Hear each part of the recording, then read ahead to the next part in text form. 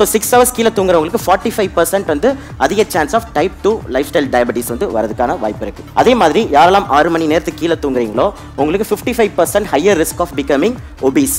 So weight லாஸுக்கு ஒரு இம்பார்ட்டண்டான விஷயம் தூக்கம். அது எப்படின்றது நம்ம டீட்டெயிலாக நம்ம பார்ப்போம் இப்போ. ஸோ அடுத்து த சிங்கிள் நைட், அதாவது ஒரு இரவு 4 மணி நேரம் இல்லை கீழே வந்து ஒரு நைட்டு நீங்கள் தூங்குனீங்கனாலே தூங்குறோம் அப்படின்னா நம்ம சாட்டர்டே ஏதாவது பார்ட்டி போகிறாங்க இல்லை லேட் நைட்டு சினிமாவுக்கு போகிறதோ, ஸோ ஒரு நாள் 4 hours நீங்கள் தூங்குறீங்க, கம்மியாக தூங்குறீங்க அப்படின்னா உங்களுடைய NK செல் அப்படின்னு சொல்லப்படுற நேச்சுரல் கில்லர் செல். ஸோ நம்ம இம்யூனிட்டியில் ரொம்ப ரொம்ப இம்பார்ட்டன்ட் வந்து நேச்சுரல் கில்லர் செல்லுன்னு சொல்லுவோம். ஸோ அது நம்ம எல்லாருக்குள்ளேயும் கேன்சர் செல்ஸ் இருக்கும்.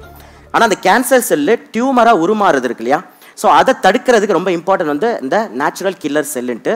இதோட ஆக்டிவிட்டி பார்த்தீங்கன்னா 72% வந்து கம்மி ஆகுது. ஸோ அப்போ கேன்சர் வரக்கூடாதுன்னு நினைக்கிறவங்களுக்கும் தூக்கம் இஸ் அ வெரி பவர்ஃபுல் டூலாக வந்து அமையுது. Just 1 week of 5 hours sleep so எழுதுது அப்படின்னா நம்மளுடைய டெஸ்டோஸ்டிரான் லெவலே வந்து 10 to 15%. இது ரொம்ப ஷாக்கிங்கான ஃபேக்ட் என்னன்னா, யாரெல்லாம் ப்ரொலாங்கா 6 மணி நேரம் கீழே தூங்கிட்டே இருக்காங்களோ, லெட்ஸே ஒருத்தருக்கு 30 வயசு ஆகுது, அவர் வந்து தூங்குறதே கிடையாது, 4 hours 5 hours தான் டெய்லி தூங்குறாருன்னா அவரோட டெஸ்டோஸ்டிரான் லெவல் வந்து அவரோட 10 வயசு அதிகமான 40 வயசுக்கு இருக்கிறவங்களோட டெஸ்டோஸ்டிரான் லெவல் தான் அவருக்கு 30 வயசுல இருக்கும். ஸோ விச் இஸ் ரொம்ப ரொம்ப ப்ராப்ளம் இல்லையா. ஸோ அப்போ தூக்கத்துக்கும் நம்மளுடைய அந்த டெஸ்டோஸ்டிரான் லெவலுக்குமே வந்து ரொம்ப ரொம்ப ரிலேஷன் இருக்கு. அதே மாதிரி ஸ்டூடெண்ட்ஸ் எடுத்துட்டீங்க, students, college students, school students எடுத்துட்டீங்கன்னா ஒரு ஸ்டடி என்ன சொல்றாங்கன்னா 8 மணி நேரம் ஓகேங்களா தூங்குறவங்க வந்து ஸ்கூல்ல வந்து பெட்டரா பிஹேவ் பண்றாங்க, பெட்டரா வந்து திங்க் பண்றாங்க. ஸோ அவங்களோட அட்டென்டிவ் வந்து அதிகமாகுது.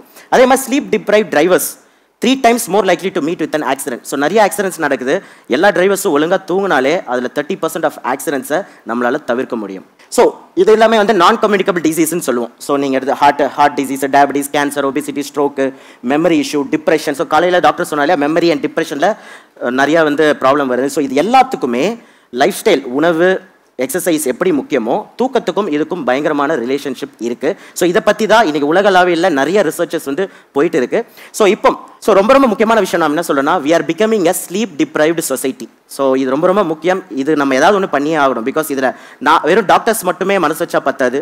ஸோ பாலிசி மேக்கர்ஸ், கவர்மெண்ட் எல்லாமே இதில் மனசு வைக்கணும். ஏன்னா ஒரு ஸ்லீப் டிப்ரைவ்டு சொசைட்டின்றது ரொம்ப ரொம்ப பிரச்சனைகளுக்குள்ள நோக்கி நம்ம போயிட்டு இருக்கிறோம்.